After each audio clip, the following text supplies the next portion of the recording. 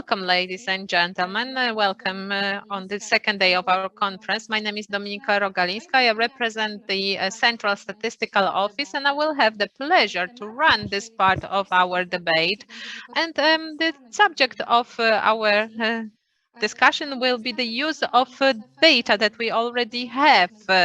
Well, they are used to document various areas in life, regardless of the research scientist who is trying to reanalyze them, because it takes less time and less cost to obtain this data, and including this kind of data in research procedures should be included every time. And our panel is to present various examples and how this kind of data is used, especially the data that comes from big data or public resources. And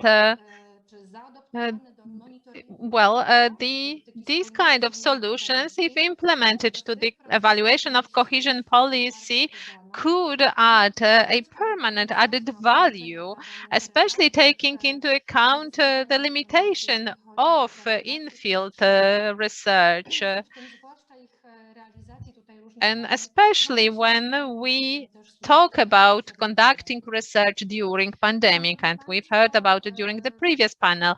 Ladies and gentlemen, this debate is also the starting point for the publication that is prepared by the Polish Agency for the Development of Entrepreneurship, and this publication will present all the subjects and examples on big data.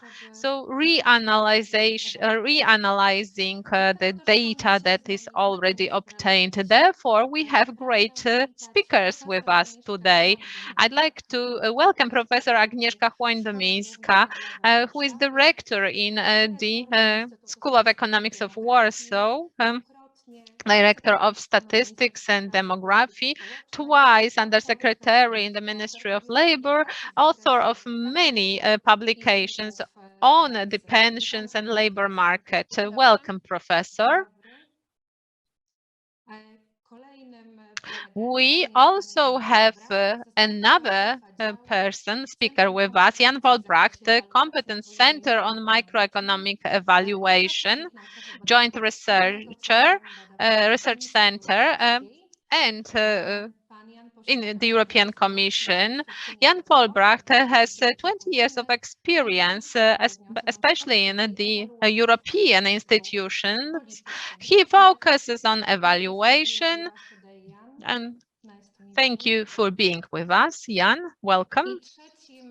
And the third speaker today will be Jakub Adamski, who is the expert in health protection, manager with a long experience in advising and in administration, public administration.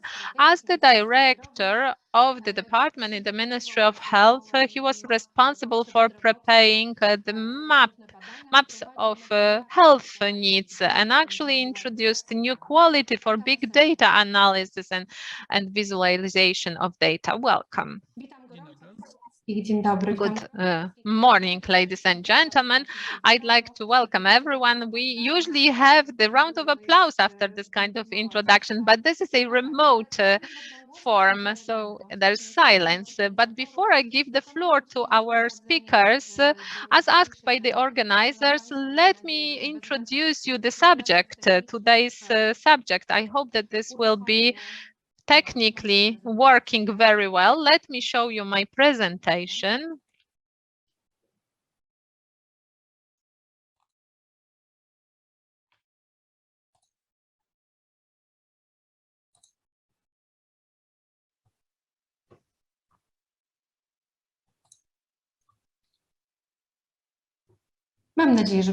And I hope that everything is working.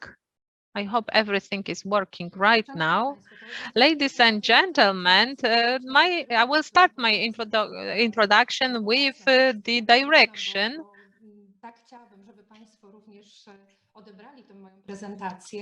So this is how I would like you to see my presentation this way. Well, we are talking about the 5O, openness, transparency. That was announced by the president of Central Statistical Office. So open data, open access, open algorithms, open software, and open access to the scientific resources. And this is what we are following, and quite successfully. And the most recent success, according to open data inventory, assessing the openness of data, our Central Statistical Office is the second best among over 170 countries around the world. And we received 85 points, and we were behind Singapore. Only Singapore had a better indicator. So we are a leader in openness, and I would like to show you this openness in my presentation as well. Let's start with the sources of data in public statistics. Well, we have statistical sources and non-statistical sources. I will not be really talking about those in detail. Let me focus on the non-statistical sources, so administrative sources, registers. This is the secondary kind of data. They can be used for statistical purposes. They are used in different forms. This is the source of data for research, but also in order to update, to prepare data research, to check the quality of data. But the registers as the sources are not the only and the most expansive sources used for statistical research. More often, central statistics, national statistics uses the big data that were created for different purposes. It's very important for us in order to obtain the data and use it for public statistics. So for that, we need to find the owner. So this is the administrative source. I will not focus on that. But what I would like to share with you is the law on the statistics, Article 13, Section 5. When choosing the sources for the national statistics, firstly, the administrative data is taken into account. Therefore, the use of data from the official registers, from the administration's registers and sources affects the quality of research conducted by us. Often, this means that we are talking about administrative burdens. That is the burdens connected with the scope and frequency of the data collection, more flexibility, quicker response to the needs of the users, improving the quality of created statistics. So actually also improving the thoroughness of the statistics. I will not be talking about all the chances and the challenges because I hope I will be able to talk about that later on after our presentations. But right now, during the national survey, well, there is a possibility to actually move to and based on the registers and the combined service. So using those registers, then we need to have the knowledge when will we be using the administrative registers. This is very important on the regional level or local level, so dispersed systems and different standards that are used in the meantime. There are also sometimes there is consistency with the sources on the local level, and the challenge for all those managing the system is the maintenance of the administrative sources and ensuring that they are regularly fed. We always it's easier to certainly the condition for the success of efficient use of the external sources in statistical studies is ongoing cooperation with partners.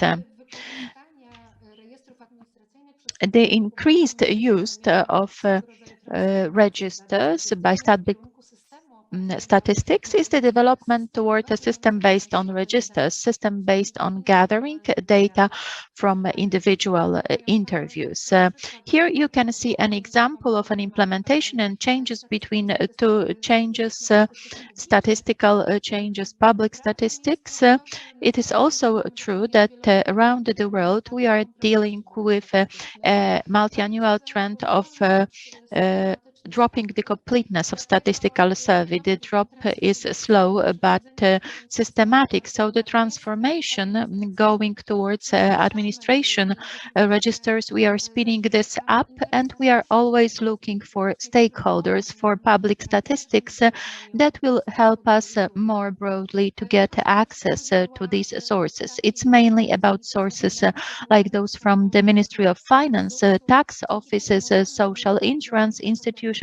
Thanks to that, we can decrease the reporting obligations of companies, particularly those that overlap. And about the Ministry of Finance data, last year we had an opportunity to conduct this experimental work about stratification, income stratification of city residents. The territorial scope was for all the cities in Poland, including 18 capitals of regions, for which additionally data was presented in the inside city layout, the square grid.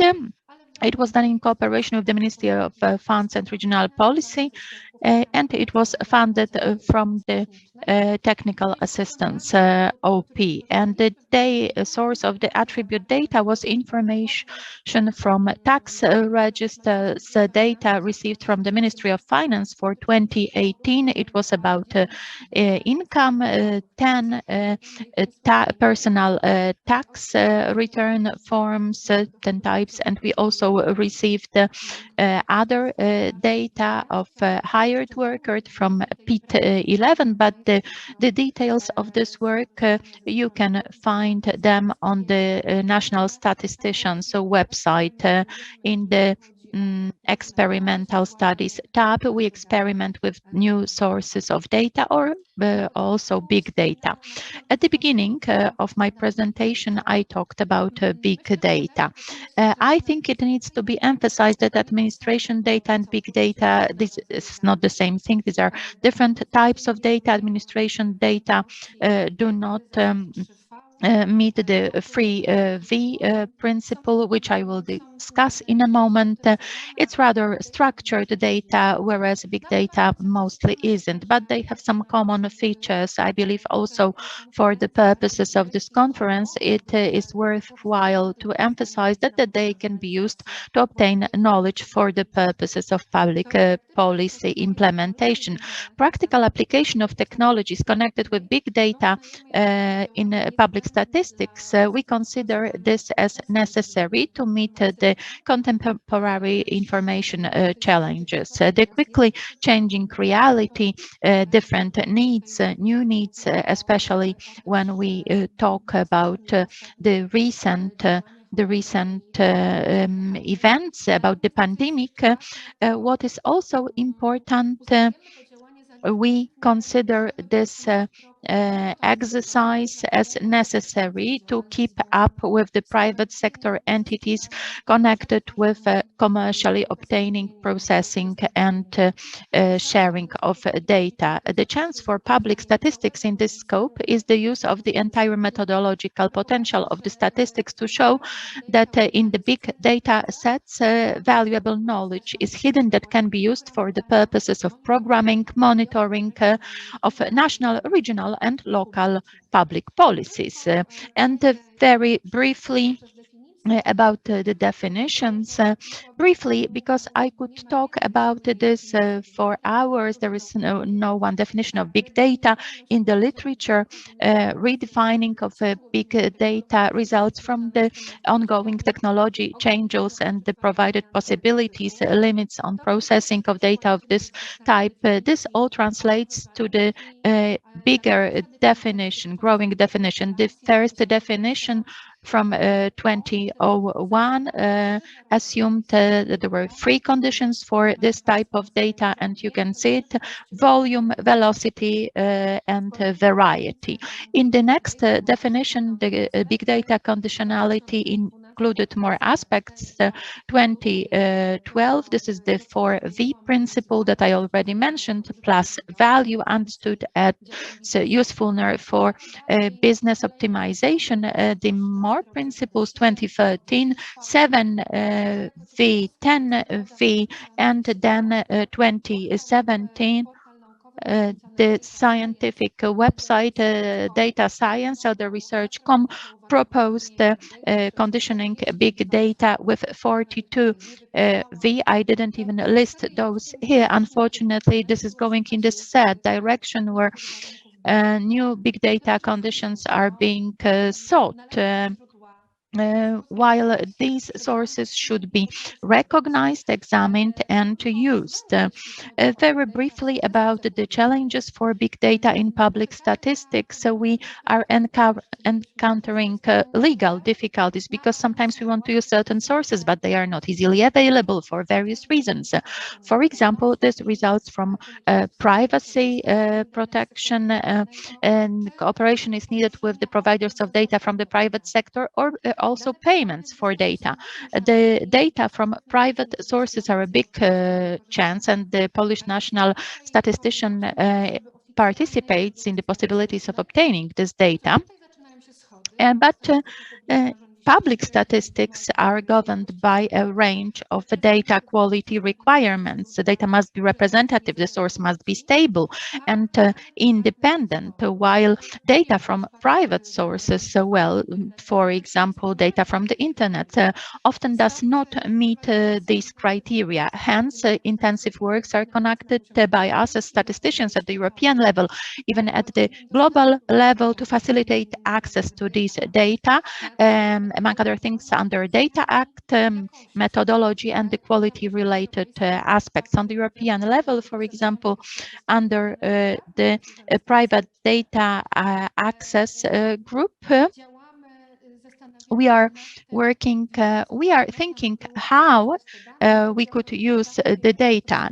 Private companies often have data that could be useful for public statistics. For example, phone operators have data regarding the movement of phone owners that could facilitate the fight with COVID-19 pandemic. At this stage, at the level of public statistics, we are using data mainly as experimental statistics, but we also have some examples already of applications. The important thing is, and I wanted to share this with you in my presentation, there is a need for broadening the role of statistical offices so that they become the guardians of the information order, the data stewardship, so that they become data stewards, not just gathering data and producing certain indicators on their basis, but also ensuring the quality and safety of the entire data ecosystem. Under the data ecosystem, that's where we operate, and we are talking about this. We are going in this direction. We want the national statistician to be the core of the entire information system, the entire infrastructure of the state. As an example, I have to quote There are some statistical offices that are already data stewards. The statistician of Ireland, for example, and it already has this role. Some words about big data in public statistics. I will leave this when you can look at the presentation in greater detail how public statistics use big data sets. Here we have the transport work estimation model under A, the use of data from ICE in maritime statistics, the agricultural data for 2020 conducted based on the satellite imaging analysis. We are going in the direction of resigning from agriculture studies, replacing it by the satellite maps analysis and the impact of the COVID-19 pandemic on tourism. The colleagues are using web scraping to obtain this information. Well, I believe that when talking about development measures and actions, we have this direction of quicker obtaining of more valuable data, comprehensive monitoring and evaluation of development for the purposes of public policies. We are going in the direction of a better management of development, but rather than indicate the research or education as the main actions of the public statistics, I will think together with you about the need. Maybe there is the need to create an efficient system at the state level to administer statistical data. For example, the first data goes to the national statistician first, and it is a certain hub, national hub for data, and is the intermediary for other ministries as data coordinator. This is not a vision, because under the public services monitoring system project, we are trying to build a hub like that at the level of local administration. We also have examples from Norway, the KOSTRA system. The colleagues needed 20 years to do that. I hope it won't take so much time for us. And with this, I want to finish my presentation. I hope this will be inspiring for the attendees to ask questions to us and to the panelists. And now on to the presentations from our guests, as announced before. Now, over to the panelists, 20 minutes presentations. After each presentation, 1 or 2 questions from the attendees. Maybe we'll be able. Ian, the floor is yours. So first of all, do you hear me clearly? I'm guessing that's a yes. So first of all, thank you very much for the invitation. It's always a pleasure to have the chance to present to colleagues in different parts of the European Union. And I enjoyed very much the session earlier this morning that was saying it's also very nice when we'll soon actually be able to meet together again. And in that context, the image behind me is Lago Maggiore, which is where the Joint Research Centre is based. So hopefully we'll be able also to welcome you to Northern Italy in due course to do some of the, let's say, social learning and discussing that was discussed in the last session.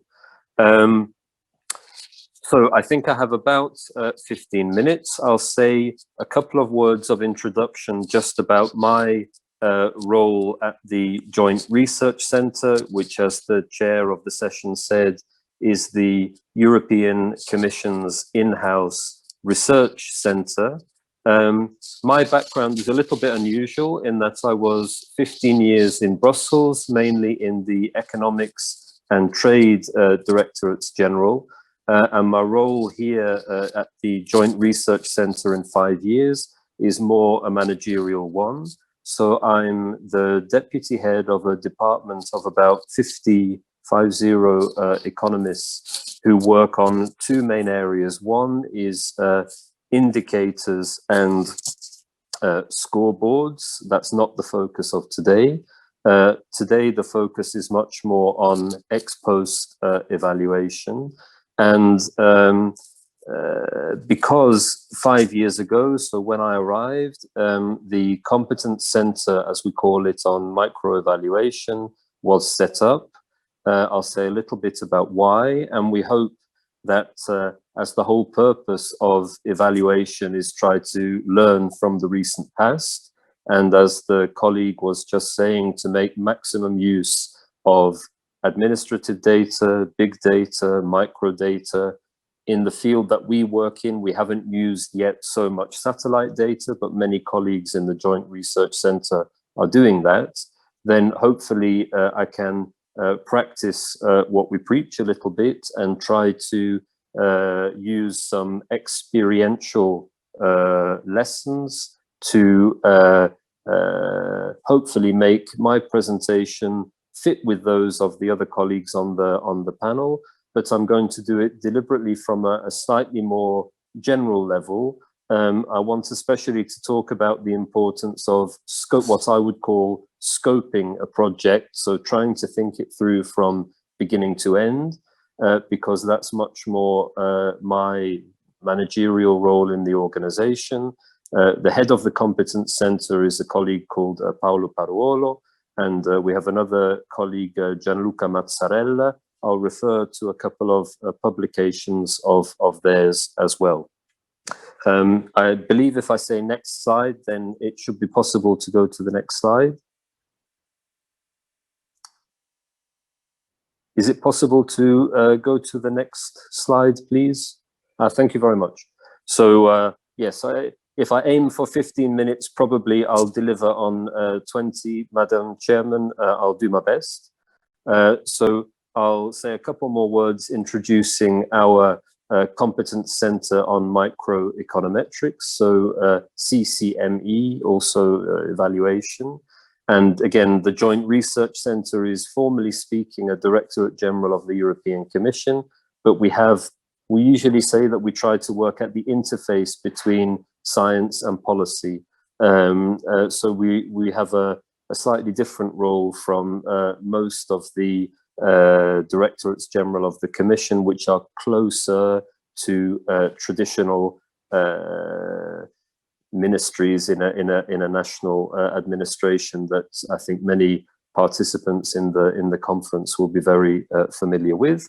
I'll say a little bit about what's been going on in the theoretical world in academic economics. I think that's probably very well known to this audience, and the policy backdrop which led to the establishment of our Ccme, our Competence Centre, around 5 years ago. I'll give a couple of lessons, I beg your pardon, I'll give a couple of examples of work that we have done. And I hope that will make a nice bridge to some of the other projects that other panelists are going to speak about. And then a couple of lessons that I try to integrate in my work on a regular basis. So next slide, please. So now I focus on introducing Ccme. So next slide, please. So as I said, we were established in 2016. It's true that there was a smaller subunit known by the acronym CRIE, which was a kind of pilot project since 2013. That was prior to my arrival at the JRC, but from 2016 we've been doing this as a team, and you'll see there on the bottom row, third from the left, is Paolo Paruolo, who is heading this Competence Centre. And we have approximately 20 economists and econometricians trying to deliver on our mission, so to enhance EU policies through data-driven microeconometric analysis and to provide causal evidence on what works. And that was why I was especially pleased in listening to the chairwoman's remarks, that very much the key words about data that she was mentioning were very much those that we try to work with as often as possible. So administrative data sources, big data sources, etc. And we have exactly the same experience that we try to use them as much as possible, but we're still, as a European Union, finding ways to cooperate. So we still don't yet have a fully fledged European approach at an overall level to developing administrative data use. But piecemeal, I think that we're getting there, and it's very clear that Poland is in many ways showing leadership, and that's very welcome from our side. So if you would kindly go to the next slide, please. So now I move on to the policy backdrop. So next slide, please. Here, if you allow me to do a little bit of marketing to try to show some leadership from our side in promoting this approach of what works and what often in microeconometrics is called the causality revolution. So really trying to be very disciplined about using methodologies which are anchored in a causal relationship. So we know the textbook examples of things which are correlated. It might be rainfall over time and gross domestic product, although of course during the COVID pandemic that causal linkage may have broken for a year or so, but hopefully we're going to move back to a situation where cumulative rainfall and cumulative economic output begin to move together. But I think most people would say that there it's an example of correlation rather than direct causality. Much more we are looking for causal methods and what's sometimes called what works. And so this book was authored by my colleague Paolo Paruolo and a colleague Nuno Crato, who's since moved on from the JRC. And the policy chapter was co-authored by myself. So I'm going to talk a little bit about that in the rest of my remarks. But I would recommend to colleagues who are perhaps interested in some more case studies from around the European Union of pieces of work and analysis which use causal methods. So again, I think well known to this audience, but regression discontinuity design, for example, propensity score matching, etc., difference in difference techniques. There are examples of work using data from a wide range of European countries there, and the book is free to download. We're quite proud that it's had over 50,000 downloads. So you have now the link in the slide, or if you simply Google the title, it will take you straight there. And we hope that with good reciprocity, the chairwoman showed examples of Polish leadership in the field. We also try to do our little bit of thought leadership, if you allow us. So if I could have the next slide, please.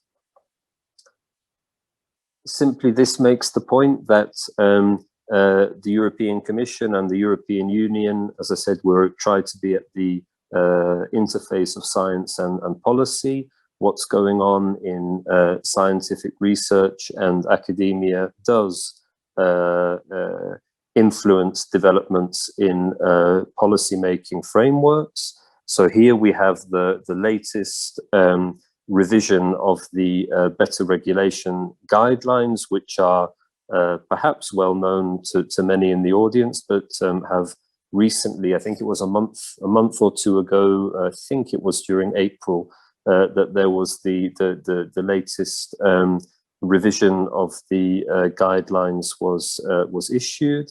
And if we would go to the next slide, please. Then we see that the evaluate first principle, so the idea that in the policymaking cycle, we try to be disciplined about looking at what has worked, but also what perhaps has not worked.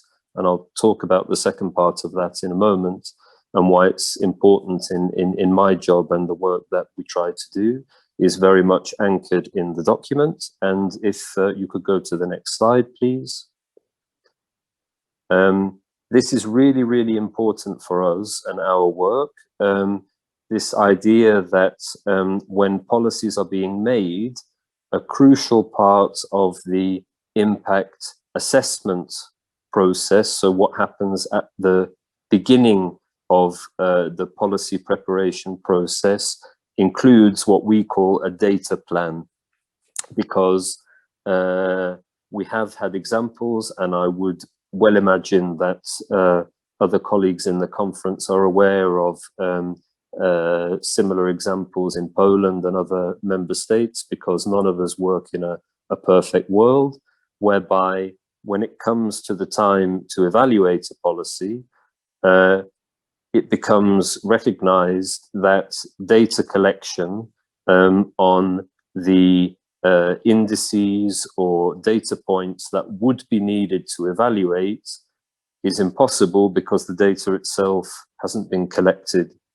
And so something that we are trying to learn by doing, and trying to emphasize very strongly with the regulatory scrutiny board, which has a key role regarding ex ante impact assessments within the Commission, is to try to make sure that there's a data plan within that, such that when the time comes to evaluate ex post the policy measure in question, the key role of Ccme, we are as sure as we can be that the data will be available. So that we're really pleased that that text is so clearly anchored in the document.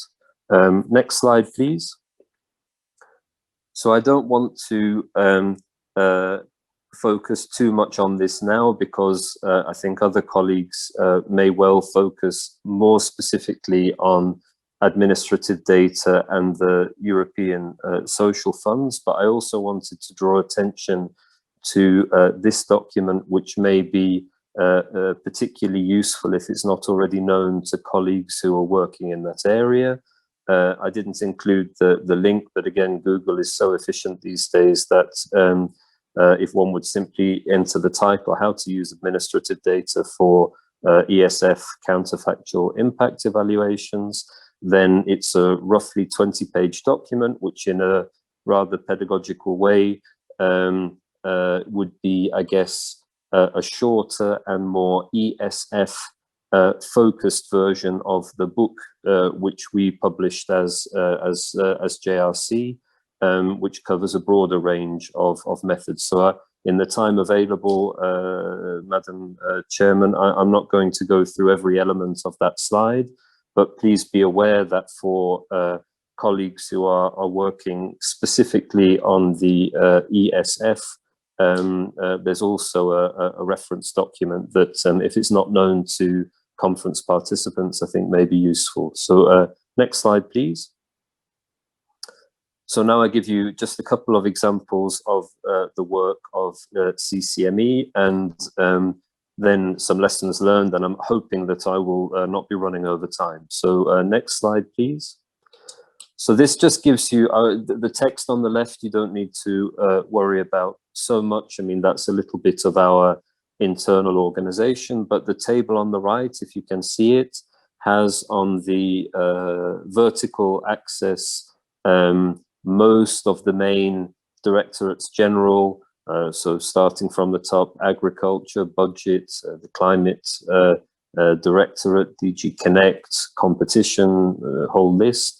Very similar to line ministries in a member state administration. And then you don't really need to worry about the different categorizations on the horizontal axis, but these are different types of evaluation projects that we do with partner directorates general across the Commission. And I hope that gives the sense that, I mean, this was just for 2020, so there are other projects, of course, which have been done in the first 5 years of the existence of our Competence Centre, but we're quite proud that we've really been able to develop a lot of partnerships with different directorates general across the Commission. And I stress the word partnership for reasons that I'll come on to in a moment. Next slide, please. Yeah, so this is, again, you don't need to read the text, but here you'll see, among others, bottom left, Gianluca Mazzarella, all of the colleagues, or certainly Antonello Ferrara, Andrea Geracci, Giulia Sant'Angelo, are all members of our team. So this would be an example of difference in difference and also propensity score matching analysis, which was done, I have to get these in the right order. Jobs Plus was the Irish case. And if you would move to the next slide, please. This youth employment initiative was some Portuguese data where it happened that way, but the Portuguese administrative data set that we were able to access was richer in terms of the breadth of data series that it covered. And so I was discussing these two with Gianluca when I was preparing this talk. And obviously what we're trying to get as close to in every analysis project that we do is the let's say the laboratory science ideal of a randomized controlled trial. We feel that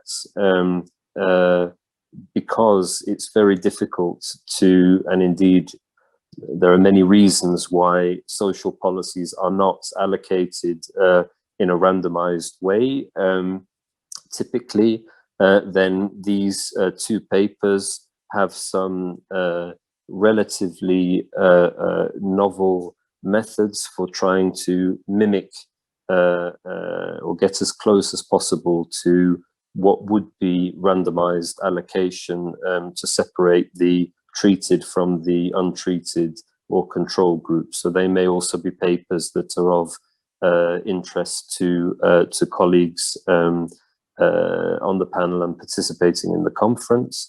I would mention as well that one thing that's not easy for us to do, given that we're located, you see in Ispra, not the best known, although very pretty part of northern Italy. We would really like to have a broader geographical spread of colleagues working with us, and we have many opportunities to come and work for periods of between 1 and 6 years. So we always try, wherever possible, to have as broader European distribution of colleagues, but it's the case that given our geographical position, we don't manage to have quite the breadth of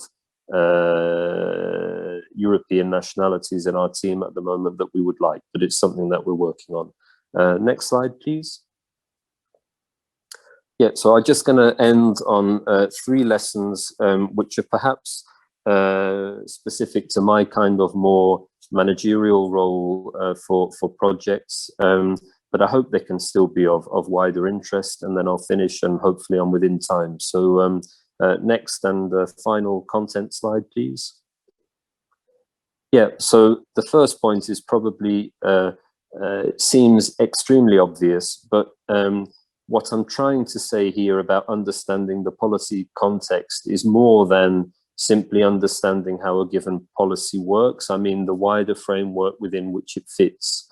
And specifically, let's put it this way, impact evaluation got going within the European Commission, European Union policy cycle earlier than impact evaluation. So impact assessment probably has a 20-year history. If I remember well, the relevant white paper was in 2001, maybe 2002, whereas impact evaluation in a really structured way within the better regulation guidelines is newer. So we're talking about 5 or 10 years of history of it really starting to get anchored in the practice. I'm not saying it was never used before.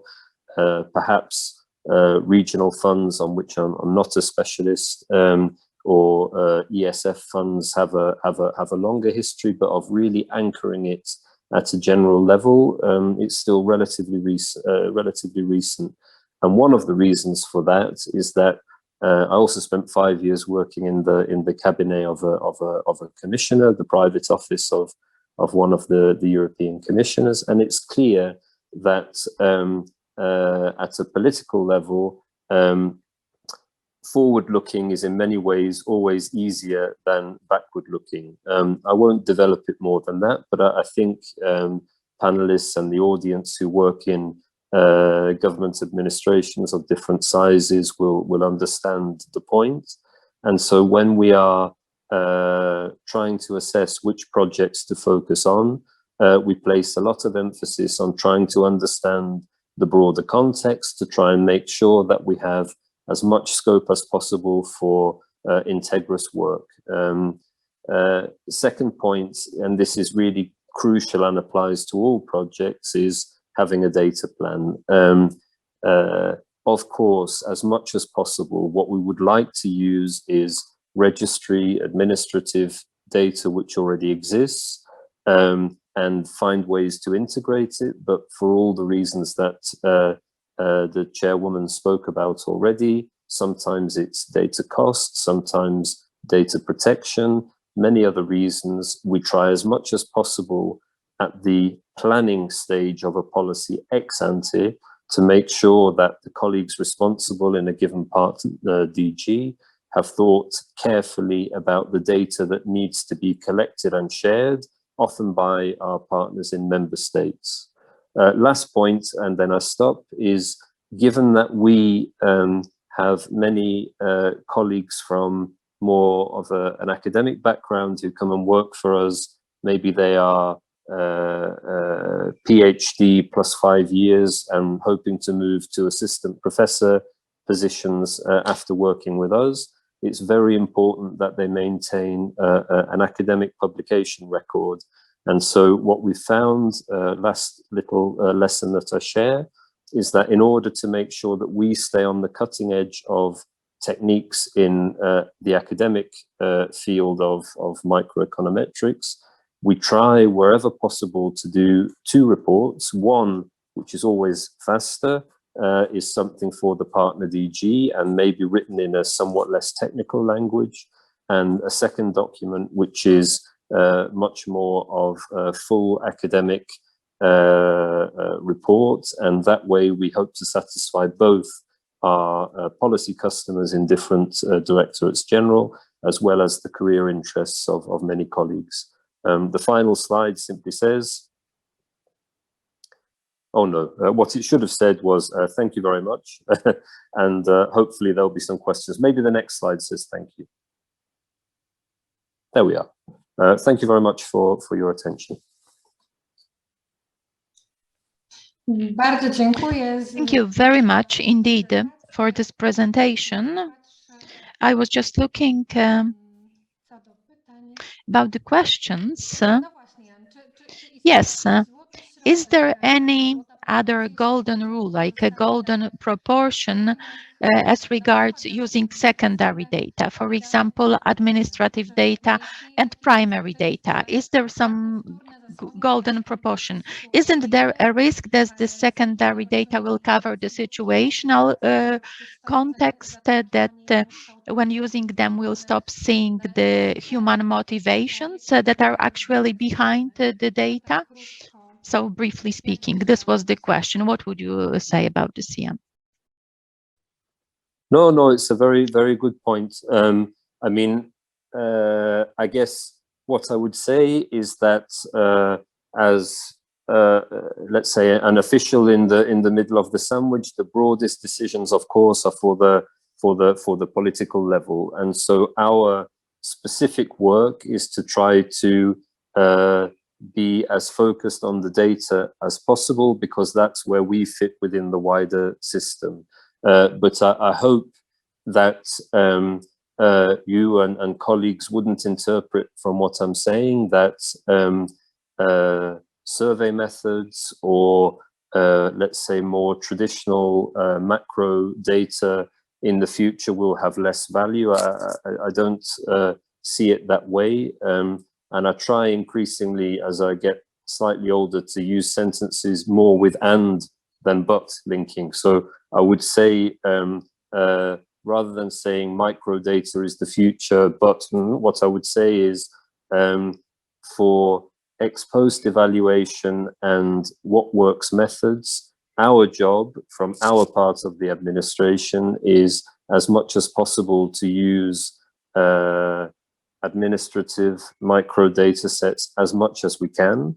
But when it's not possible, then of course, often it's then other colleagues, because it's not our core competence.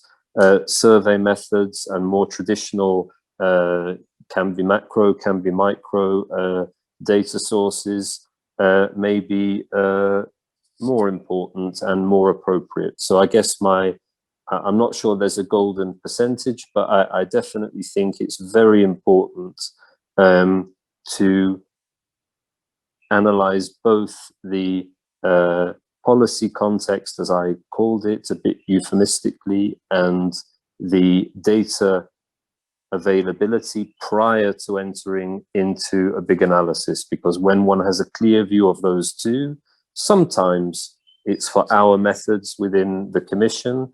Quite often it's more appropriate to use a survey method or other data approaches. So I guess asking the right questions at the beginning is the best I can offer. I can't offer you a golden rule. Maybe with 5 more years, I will have a golden rule to offer.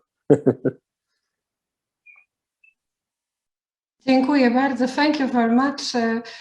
Thank you very much for this answer. I saw there was a question to me, but I don't know.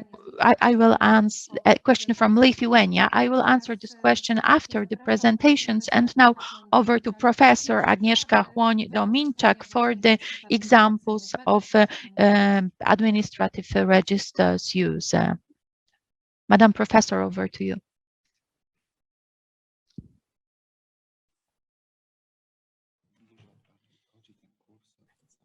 Prosimy włączyć mikrofon, pani profesor. A czy widzą Państwo prezentację? Can you see the presentation? Can you hear me? Yes, we can hear you and we can see your presentation. Thank you very much for inviting me. Good morning, ladies and gentlemen. I want to talk about the practice of using administrative register data, including the tax registers data and social institutions register data. This is the Regio-Gmina project implemented under the leadership of Kujawsko-Pomorskie region and with the involvement of the Warsaw School of Economics and Mikołaj Kopernik University of Toruń.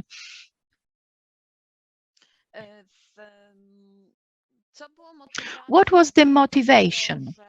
What was the motivation for us to use administrative data to evaluate the level of entrepreneurship development at local level?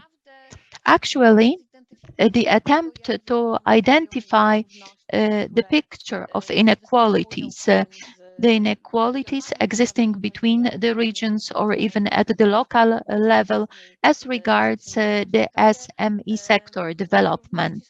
Such inequalities naturally result from access to natural resources or access to specific infrastructure or attractiveness terms of tourism of specific regions. And the question is, how can we check how the processes are shaped? For example, do they contribute to increasing or decreasing social and economic cohesion? This requires the use of the appropriate statistics. As has been said, when we want to reach for data, very often the data that is collected in statistical surveys, statistical studies is not available at a very local level, at the commune level, because some studies are of a representative nature, and the right numbers or the right estimation of information at the local level would be really difficult because the samples are not adapted to tracking data at this level. In the project, we wanted to use administrative data. That's why. About the benefits of administrative data use, Dominika already referred to that. From our perspective, from our research perspective, the costs of obtaining administrative data are much smaller, and the data are available. The state is the owner of massive data sets of all types, data that can be used to support public policies in various areas, or monitoring of enterprises, or monitoring of the population's revenue levels, or the situation or the labor market, or healthcare. Later, Jakub Adamski will be talking about that. And I want to refer also to the limitations on the use of administrative data for evaluation purposes, or the basic barrier, the main barrier which we encounter. Maybe the national statistician doesn't encounter it so much, but we do, researchers do, is the access to administrative data, legal barriers. Access to such a data is covered by the regulations. We can use such data. There is a principle for that in our law, only when there is a provision which clearly states what data can be used for which analysis and how. So if we have a situation where we want to obtain data, for example, for some pioneer or experimental research that was not conducted before, then unfortunately access is made difficult, and as regards individual data. Besides, we do not have solutions that would allow scientists or market practitioners to use such data.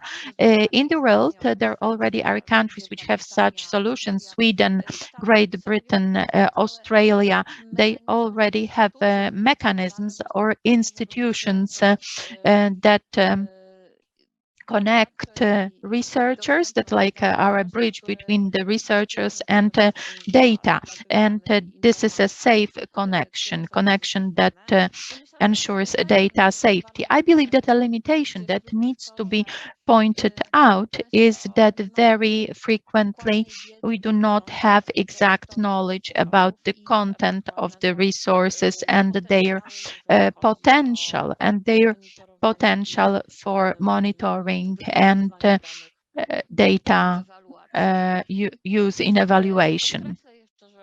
I will stress again that OECD, when assessing access to government data, availability of data, stated that Poland is one of the countries that are on the last positions among the OECD countries. And I wanted to show how we can approach using this type of information that can be used at a very specific example. The Gospodratek Regio Gmina, you have the whole name of the project here. What we wanted to do was use data to develop a methodology for obtaining information about SMEs from databases, public databases. We wanted to provide geospatial identification of enterprises based on the Region database, which can and was obtained by the Marshal of Kujawsko-Pomorskie Voivodeship. Of course, this was the database for Kujawsko-Pomorskie region, and then conducting analysis, taking account of the structure of local administration. We used the registers of the social insurance institution and tax offices. Analyses have been appearing that use social insurance institutions data of the insured. That's how the monitoring system works, monitoring the graduates' lives, ELA. But here we focused on data for entrepreneurs, so those who pay social insurance premiums. The register of the payers of premiums kept by the social insurance institutions includes a range of information about enterprises, the type of activity, the number of people for which the payer pays the premium. So we can use this information to identify the size of the firm, not by the sales volumes, but by the number of employees. So this way we can see whether this is a micro firm, medium or big. We can also obtain information of the average premiums paid and also the average revenue at such firms, and we also can see the mobility of payers understood as the process of registering and discontinuing registration at commune level. At commune level, at the level of the particular activity codes, or such data can be obtained. Tax registers, now on to tax registers. From them we also obtained information about taxpayers, the taxes that are connected with businesses, so corporate income tax, personal income tax for entrepreneurs, and VAT. And this was the information about the tax paid, the taxes paid. We received the data aggregated at the commune level. So we do not have the individual data, but we have the data that are at a certain level of aggregation, which means that such data can be made available, of course, assuming that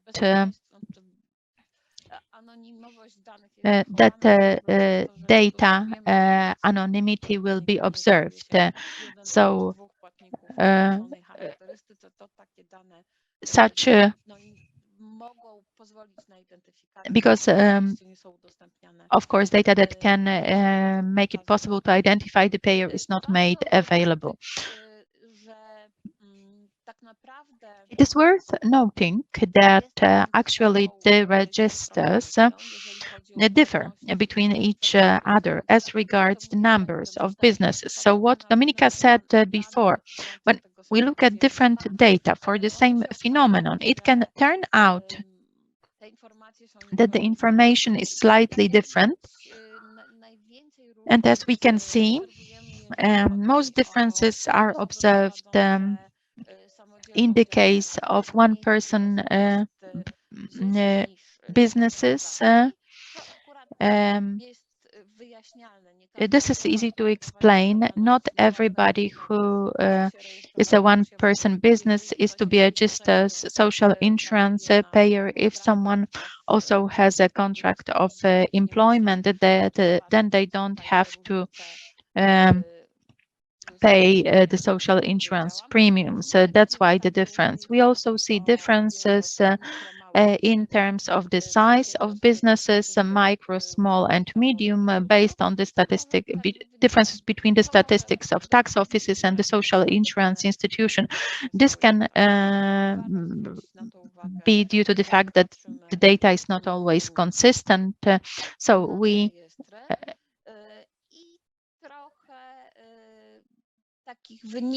some results that show how we can assess the SME sector at the local level using the data that was obtained, but also using other data which is connected with geospatial structure of the Kujawsko-Pomorskie region.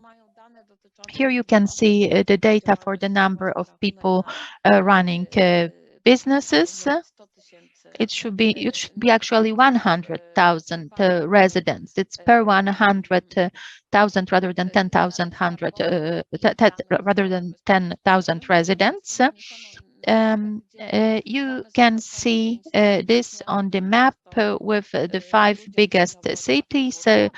Grudziądz, Bydgoszcz, Toruń, Inowrocław, and Włocławek, and the main roads. And it is clearly visible how the businesses are concentrated mainly around the cities, but also to some extent along the roads. So it can be said that there are the 2 conditions: a big city and national roads. National roads are a certain indicator here.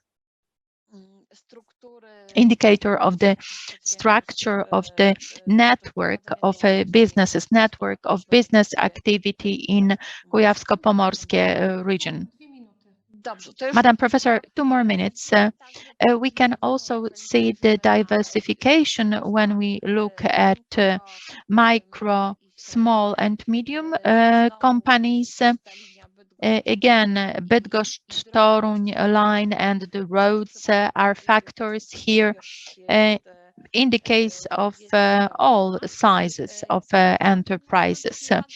I also want to point out that using information how the structure of premium payers looks according to business economy type sections shows a certain diversity.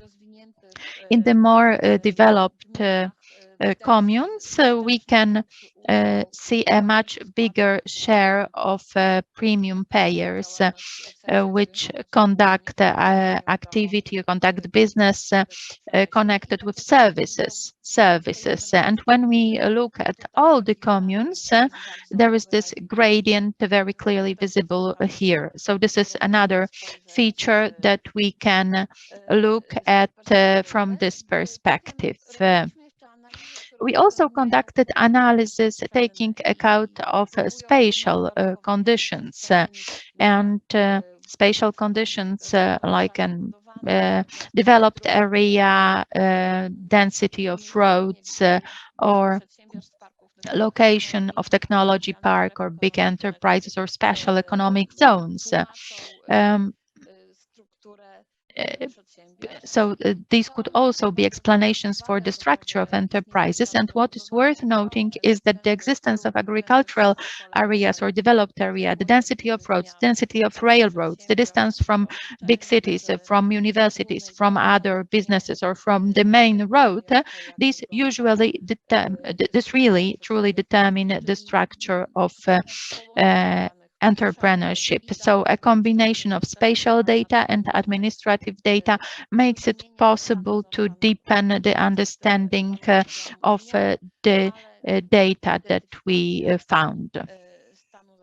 This is the identification of the existing situation. A similar situation happens when we look at the structure, demographic and social structure. We can see the variables here, the differences here, especially in micro and medium-sized companies. but this is also connected with the market situation as regards the medium-sized company structure. I also managed to run an analysis that helped me to group the municipalities, including the features received from the administrative sources and the local data bank. We have identified 7 groups of municipalities.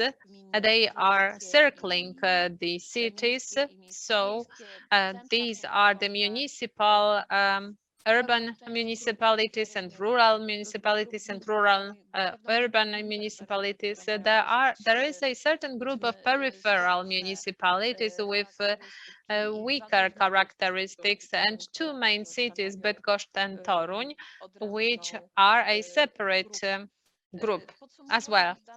Now, summarizing, administrative data can be a valuable source of information on what is happening in the companies on local level. They can be also accessed or collected with the current regulations. We could actually deepen our knowledge about the companies, but it also gave us knowledge about their situation and how their situation is in comparison to different municipalities, and it's often difficult to find this kind of knowledge. So thank you so much for your presentation, Professor. I think that we could save the time for Jakub Adamski. So the questions that I have, I leave it for the end of our session. And quickly, Jakub Adamski and the maps of health needs. Please go ahead.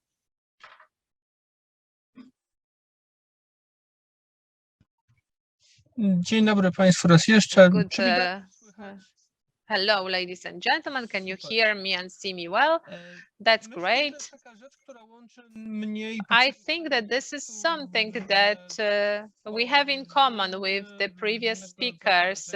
We create various types of tools, and to all of you who are listening to our presentation and participate in our conference, I'd like to show you a more practical approach. I will try to fit into 20 minutes, but let me tell you about 2 things.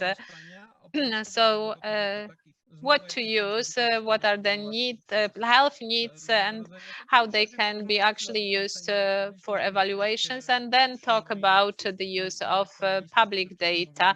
And with the previous speaker speaking so much about it, I believe that we will be able to save some time here. So the map of health needs, why is it worth to talk about it? Well, this subject would not appear without evaluation. We have to realize that what we discuss right now and the progress that has happened, because we should perceive it in the progress that happened in the recent years, the progress in access to public data. This is a good example of what kind of data is available, what level of analysis we've reached, and what are the tools and stakeholders. This would not be possible without evaluation of how the money was spent in the years 2007, 2013. And not everybody was happy with how the money was spent at that time. And then we had ex-ante conditionality at some point. So that was the enabling conditionality, and actually the Parliament has approved the new map of health needs. So this is quite a recent subject as well that happened on the 20th of May 2021. What are the challenges in health? This is the question that should be asked. Well, in particular, what brought us to the map of health needs?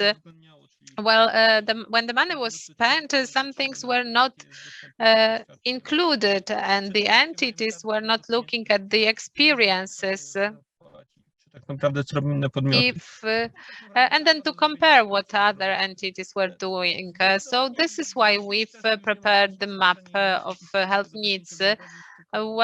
Today I would not like to focus on the history only, but I just want you to realize what I mean when I say map of health needs. That can relate to various documents. Let me put it down to the tools that you will have available for you. Recent years, in the past years, meant the change of various actions with the help of available solutions or tools or the knowledge that was accessible. When we look at this slide, we will see that the Ministry of Health published hundreds or thousands of documents and pages with tables and data. One of those is presented here on the slide. It was not easy, but definitely this was the first step that must have been done, that had to be done. So we wanted to find out what kind of data we have in the system, and we needed to understand that. Because we all grow until the time we were able to digitize it and to give the tool for everybody to use the data, this happened, and then we moved forward. We accessed the data and we let the user to use the application, online application, to select the data that is interested for them. So that's also important that there is another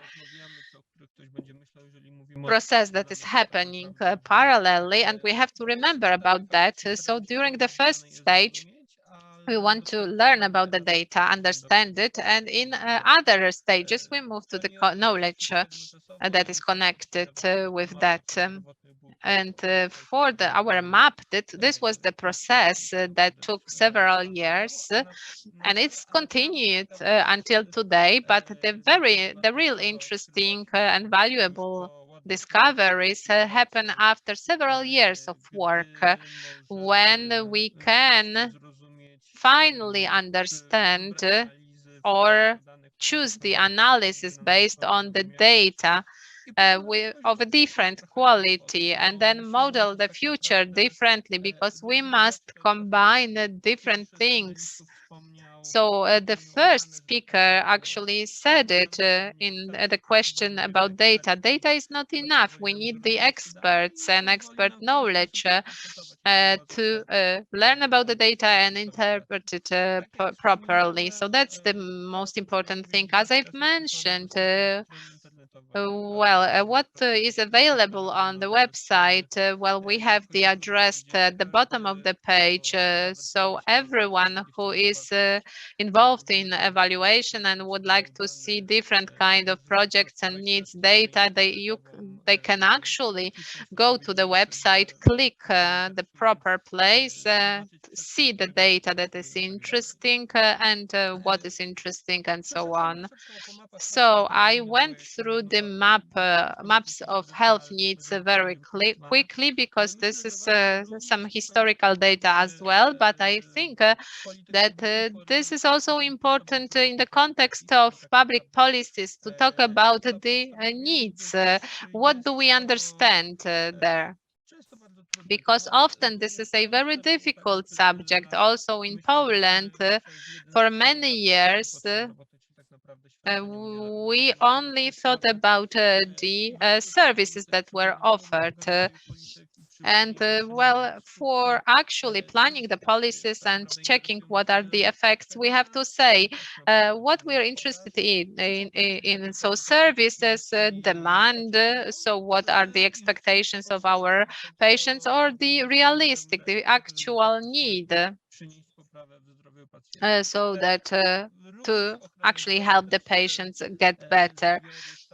So those sets are definitely not overlapping.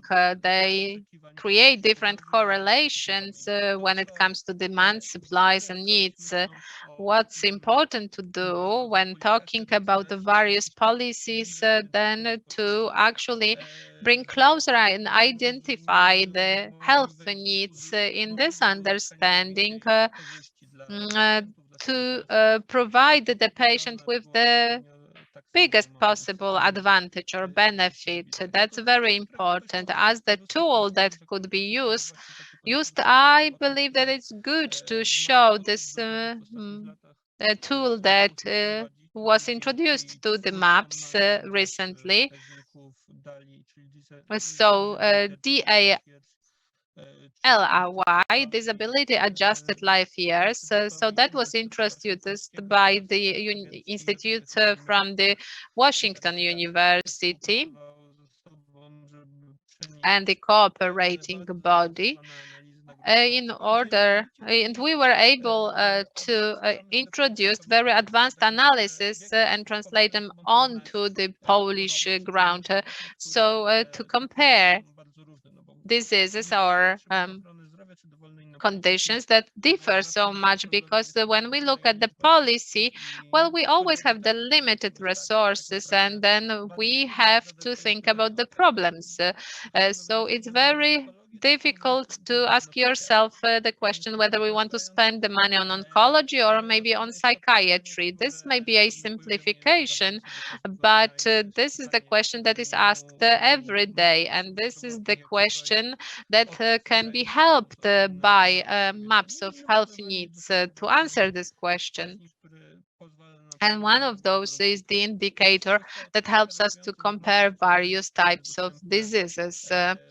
This tool is available to everyone online, and everyone can actually access it. So the policymakers can actually use it when designing the policies or single measures. So the questions that are asked here are important because we will always find a reason to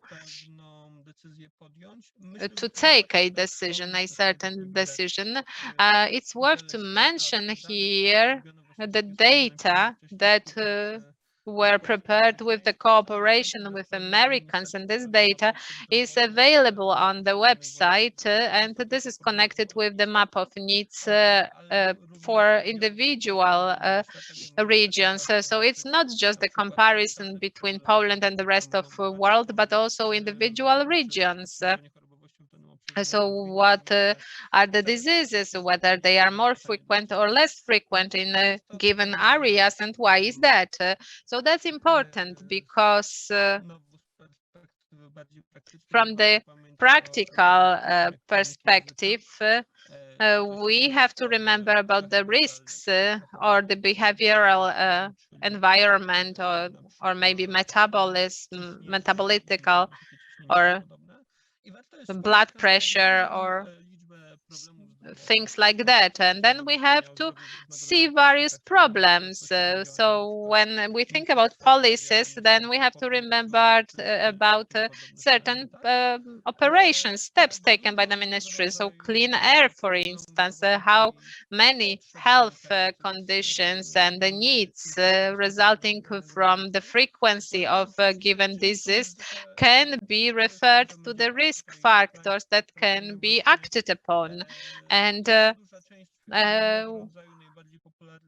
question is which part of the popular diseases is the result of behavioral factors. Maybe we could actually take some steps to actually decrease the frequency of the diseases, or maybe the difficulties connected with this disease. It seems to be very important to show where the actions can be successful, and I believe that this can be applied across various areas. The use of public data, looking at the available tools, it's worth to remember that, as I've mentioned, the project of the maps cannot be done day by day, just in a day.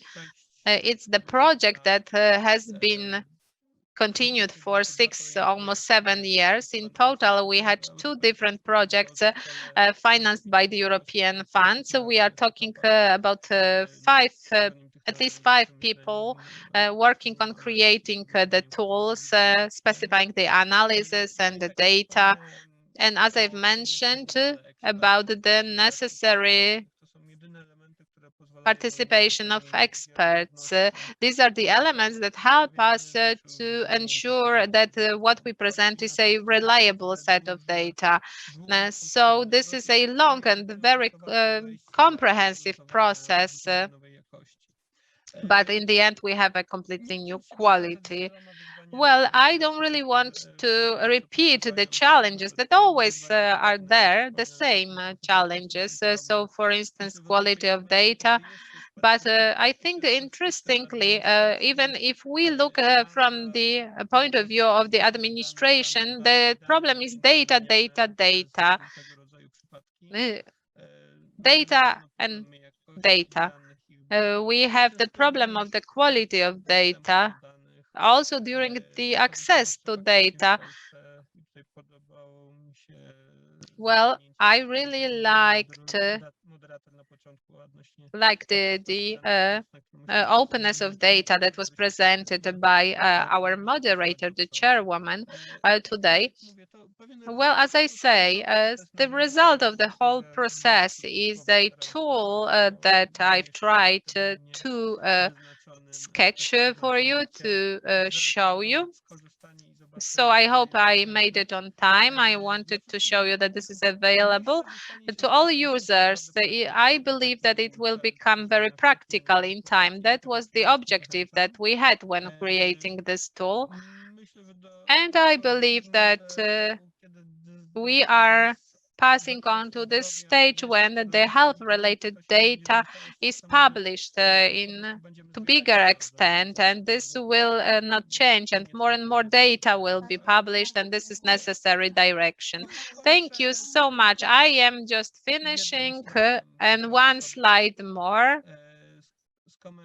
Let me comment. In the end, I wanted to show you the most dramatic slide that I was able to find to visualize the data. This is the 2019 histogram of the age of nurses. And let's see what is the difference below and over 40 years old. And this shows us why it is important to see some data. And let's remember that this is a difficult process, but worth taking, and preparation of data is something that is necessary. Thank you so much. Thank you. Thank you for your presentation. And I have the question right away. How this system of maps was used in fighting the pandemic? What was the biggest challenge during the pandemic for the health services? Just shortly. Well, in the context of pandemic, the department of the ministry and the National Health Fund did the work, but these are not just those institutions. So the analytical works in order to understand what is happening in the pandemic on an ongoing basis, what can we expect, the data that became very popular later on, so tracking trends, checking how many patients, what are the available beds, and so on. It had to be implemented, and that was a huge work done by many working teams. And this is a work connected with some advisory to the decision makers, which direction to follow, what can be important. And this is an ongoing work.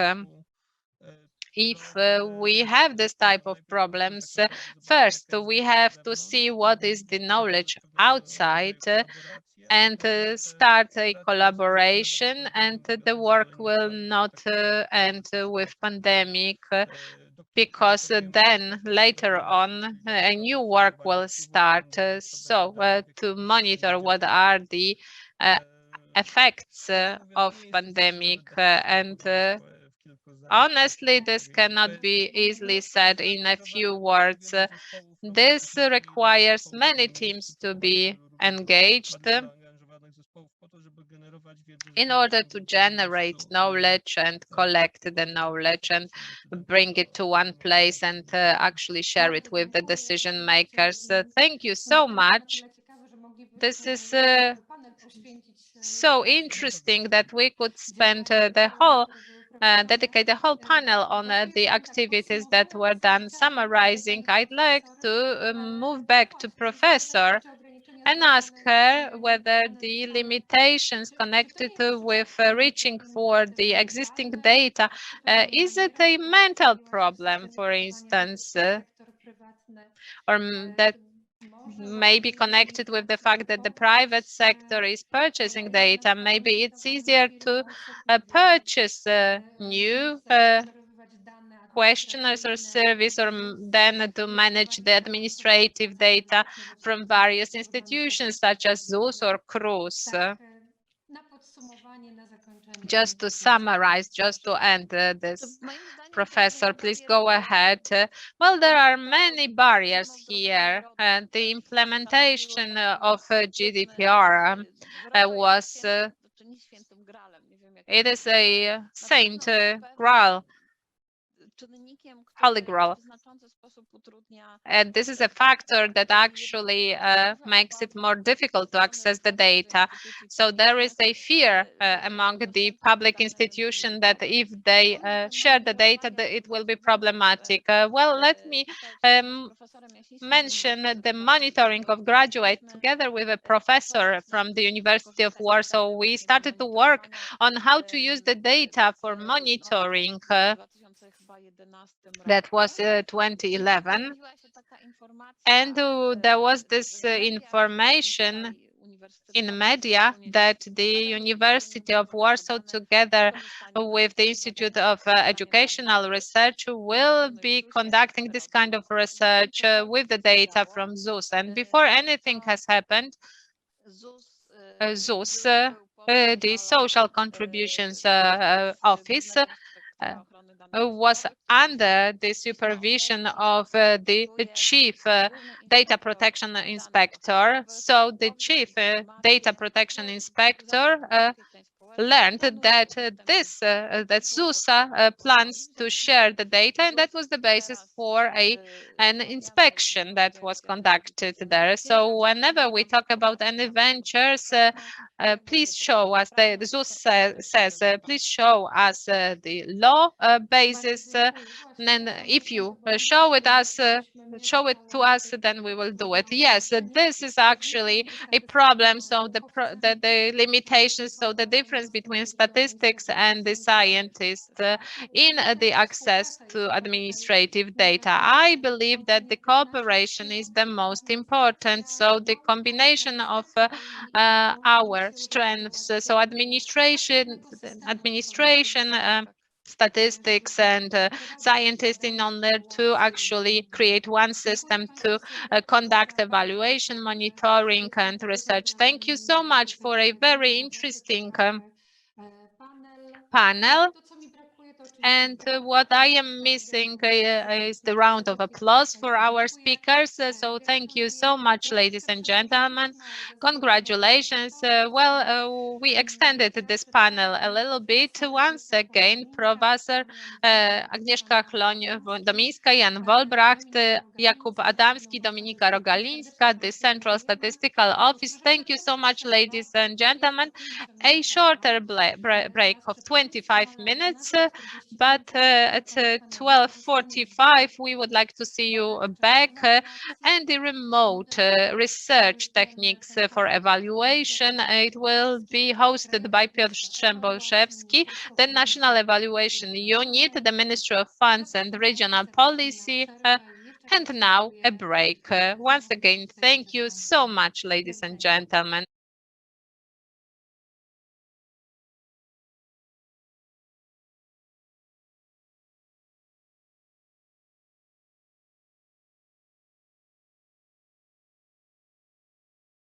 Again, thank you so much.